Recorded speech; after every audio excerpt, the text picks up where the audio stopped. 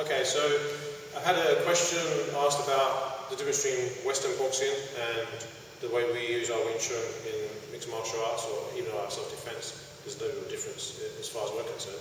But some people seem to think that the success we've had in MMA is down to the fact that we're combining other arts into our Wing Chun to make it work, which is a bit crazy because the people who are saying this are Wing Chun people, which you'd think they'd be pleased to see Wing Chun working in a combative environment, because that's obviously a good test of whether your basic robust skills work, right? So let's just go through a few of the things that we do and show the differences first, so you can see what's different. In Western, and this is not saying Western boxing is wrong or Wing Chun is wrong or which one's right, it doesn't matter. They're different sports in terms of, boxing's evolved in a certain way. Wing Chun is really for the street. What we've done with our Wing Chun is we've taken the basics of our Wing Chun, we've applied it to a combative environment. But that's really to test ourselves and to test the environment, test the Wing Chun in a stressful environment. And we believe that kind of training is beneficial because if you feel more confident that you can apply your techniques under pressure, then in an environment against someone with a less skilled opponent, like a person on the street's not necessarily going to be a skilled MMA fighter, you've got a better chance of applying yourself, right? So, just some basics. If a Wing Chun punch is a vertical punch, right? That's the basic Wing Chun punch. That punch can change angles. As you learn the forms and you learn more of the system, you understand different principles of angles and alignment. The main difference is not just then your fist placement, it's your body power, our body generation, power generation. So if I throw the Western jab and I'm turning my fist over and I'm turning my shoulder into that punch or I'm leaning into that punch, okay, that's a crude Western jab. But for us, what that does, that leaves quite a big opening for the ribcage. Also, I'm turning my shoulder in. And also, if you're wearing big gloves, you don't notice it so much, but you often impact with the lower part of your hand. So Wing Chun, we want to impact with our knuckles all the time. If I impact here and I actually catch someone in the face, a lot of times this part of my hand's going to hit. Right? And if big gloves on, you might not notice it's not as big a problem. With MMA gloves, you start to see a lot of guys get hand problems because with smaller gloves, it does become a bit of a problem. If you land your hand on someone's head or someone's face, which is hard, and the guy is ready, he's tough, you're going to hit your hand, all your body power is going through your hand. So if I put all my body weight and I launch my body weight into that punch, that's a lot of power going through my hand. So I don't like the odds of that. The odds of my hand absorbing all that power into my small bones in my hand. So with Wing Chun, we don't want to plow our body weight into the opponent. We want to explode our body weight and we want to impact and release the power. So really what we want to do is we want to land on knuckles, because bone on bone, okay, people say don't punch in the head, even with that kind of strike, but that's going to happen, right? You're going to throw punches at each other, you're going to hit the head, right? You're not always going to hit the soft tissue, even the front of the face is bone, so it's going to you still need to have good control of your hand position. So I always want my knuckles to hit. So if I throw my punch here, and I land my knuckles, always my knuckles. If there's no straight line attack, I can arc my punch, and as my punch lands, I'll turn my knuckles in. So I still land in elbow position, right? I can throw my hand really wide and reel my hand out to come through someone's guard. So maybe he's guard up, I can come through, and when I land, I drop my knuckles in or drop my elbow in. So it still becomes connected to the body. Now the main difference you'll see is in boxing, people are going to rotate to get rotational force for that punch. So they're going to get rotational force and pivot on the back leg and drive their weight forward, which is completely fine when there's no takedowns. But when there's takedowns, when you do that, you lift your base up, right? So boxing has a base that works from hips to shoulders. It works from middle to upper. Wing Chun, our base works from waist downwards, right? We want to have a heavy base. We want your base to be low, okay? Because we're a stand-up fighting art, right? So we want to be able to defend our base. So we don't want to punch and we don't want to lift our base off so we're weakening our legs, right? That's how you're going to get taken down. So what we want to do is drop our weight in our stance. So our back leg is not going to pivot and rotate. Our back leg is going to shuffle in and the elbow is going to stay down, right? So if you look at the way we punch, compared to Western boxing, we're not going to turn our fist this way, the fist is going to be down, elbow is not going to be high, elbow is going to be down, hip's going to drive the elbow punch, which is similar to Western boxing, but we're not using rotational force from the hip. Our rotational force comes from the hip and then through the spine. So we spiral through the spine. So instead of having external rotation, we have an internal rotation. So the internal rotation spirals through the spine and then whips that punch out. It's a very relaxed arm. So we say like a rubber arm and an iron forearm. You want to be nice and rubbery in the body, and when you hit, you want to let the arm go, and then when you land your punch, you want to explode and contract your body. So when I punch, I don't want to drive my fist into the punch, I want to hit, and I want to release the punch. I want to hit, and like I'm tapping the hammer. So the hammer taps, taps, taps, taps. Right? That way I release and hit my power without driving my weight to my hand. Okay? Now when it comes to combat, people said, you know, your guys don't block with Wing Chun techniques in MMA. You know, some people are saying that. Not everybody, because most people can see what we're doing. We're using the mechanics of our striking. But when you're in a combative environment, and you know the person's going to hit you, and they know you're going to hit them, then obviously the secret's out, right? It's not like a street fight where someone grabs you and then swings a haymaker. They don't know what you're going to do. They don't expect you to have skills to react to that. It's much easier, right, in that sense, right? But when someone knows and they're going to have their guard up and they protect themselves, then it's a cat and mouse game. You've got to try and open each other up. If you just go there blasting with chain punches, you're going to get knocked out straight away. You've got to have a good defense, right? So someone was asking about why do we sometimes put our hands up and move around? Because he's moving around as well, and I'm anticipating his body movement, so I have to sometimes just be aware that hand comes. So I'm just basically covering just to see if that hand's coming or not, right? It's not, to me that's kind of common sense if you're sparring, right? So sparring and feeling the distance and feeling your movement, it's a game, right? It's not real fighting. I'm not saying sparring isn't tough, because it is tough, right? But you can spar light, you can spar easy, you can spar hard, you can spar in different drill formats, right? So sparring has a lot of play, just like Chisao does, right? So sparring is a really good training drill. Now we can spar even here just moving, and if Ben's throwing punches to me, I can just move and cover and feel what's going on, and get that rhythm and timing of that. With gloves on, he can hit hard, and I can move and take some hits. And I can build up an awareness of that rhythm, right? So the sparring will give us a lot of skills that we can apply into the street fight, and a lot of skills you can apply into MMA fight. But the main difference with MMA fight is we're not sparring, we're trying to knock someone out, right? So when we're sparring, if I get tapped or hit or make a mistake and I get tagged, it's no big deal, it's not going to kill me, okay? But in an MMA fight, if you make a mistake, you're going to get smashed, right? So you've got to be a little bit more cautious about what you're doing. You can't just go in there and take your time and put my hand out here as well. If I do a bill out, okay, now that can work. And you see in MMA fights, you don't do Wing Chun, do things like this, where the punch comes in and they will thrust their hand out and strike them with their hand this way or even this way. People would do that, right? But you have to be careful, because once your hand comes out, you can shoot for a takedown and come in, right? So Wing Chun's principle is elbows down.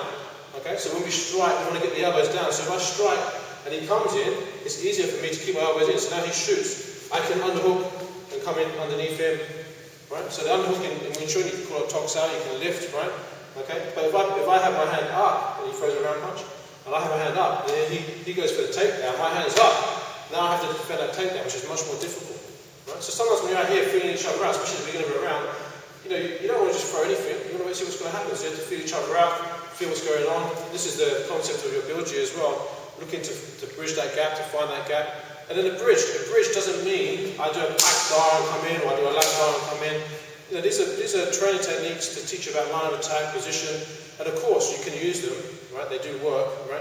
If we're in a clinch position, mostly they work when you're already clinched up or tied up, and then you're looking to strike and come in. You're looking to, if he clinches me here, and I pull this arm across, I can grab this arm, look for my takedown, or strike from here. So the positions will come about. And you see these generic positions in wrestling. If we're wrestling here, people will grab the arms and they look for arm drag or body locks. Okay? Same thing in Wing Chun. We're looking to control, The same thing in Jiu-Jitsu. When you're on top of somebody, controlling somebody, pulling an arm across, you're looking for a submission. Trapping and controlling is generic to all these types of martial arts, not just to Wing Chun. Wing Chun gets a bit overzealous about trapping as being hand trapping. That's not what we're doing. That's for beginners to learn lines of attack. Okay? So line trapping isn't the be-all and end-all. What we're trying to do is understand the line of attack.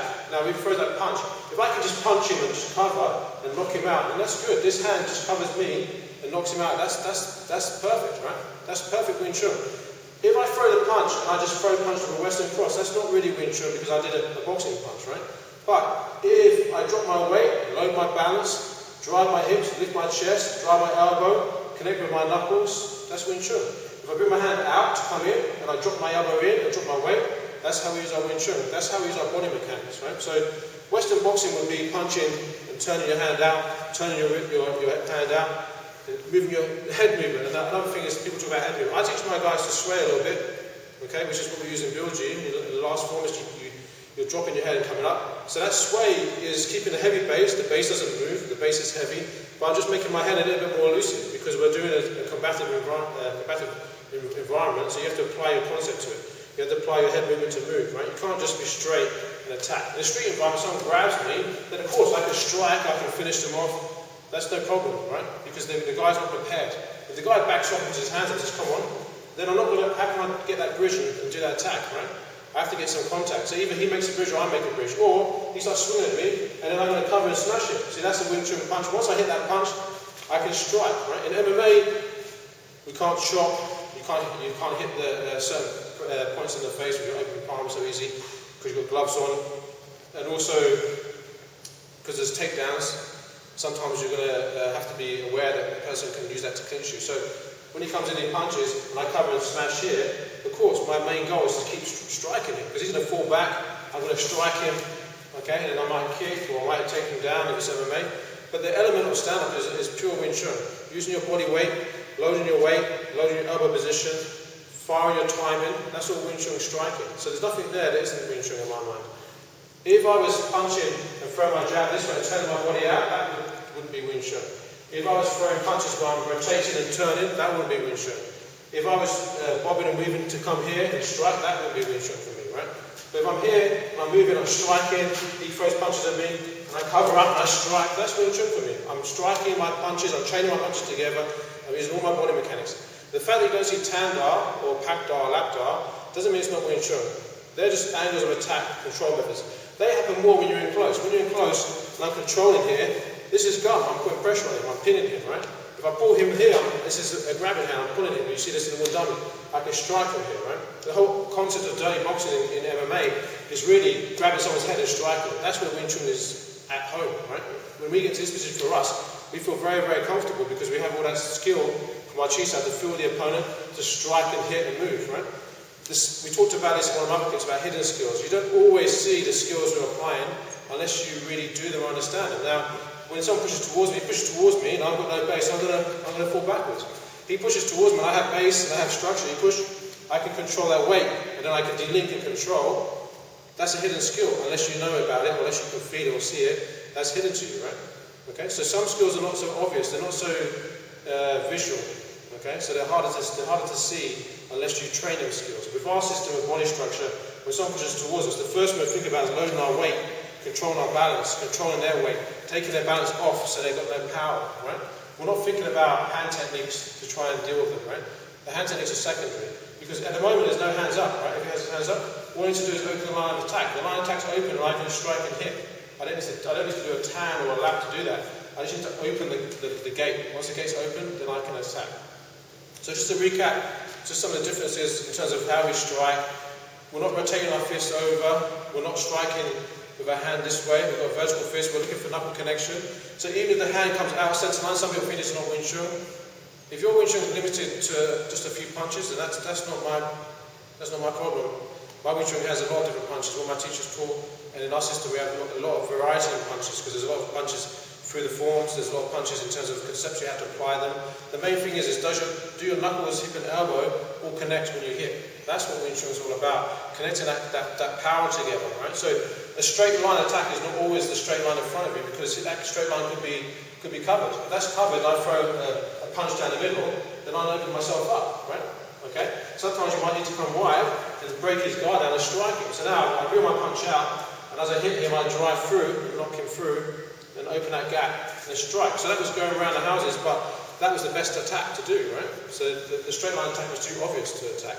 So in real fighting, it might look like there's easier ways to do things, but when you're under that pressure, dealing with that force, it's completely different, right? The only way you can know that is if you put yourself in an environment and you spar that way, you'll know. A lot of things will just fall down. And then people say, oh, well, I need to train it more. If it doesn't work straight away, it doesn't work, right? My analogy to me is, if you have a car, and the car is all broken up and it doesn't run well, and you want to sell it, you don't say to someone, oh yeah, in 5 years this car is going to be great, it's going to get better and better. Because the person can see it doesn't drive properly, right?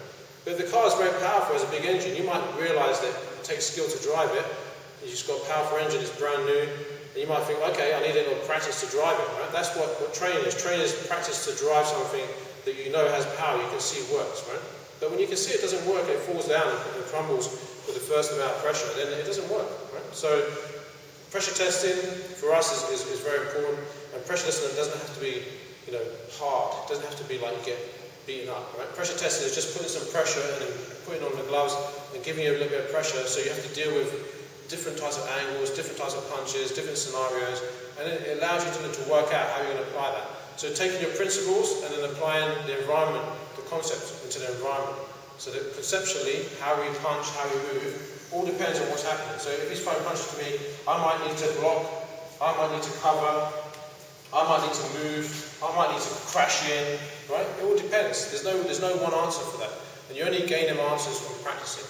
So I hope that gives you a little bit of insight that in our system, we're doing Chinese boxing, right? Chinese boxing isn't the same as Western boxing. There's a lot of similarities, a lot of crossovers in terms of training, and we're not saying one's better than the other, they're different things. Our Wing Chun is geared towards street application and geared towards looking after our fists, because we have no big gloves on.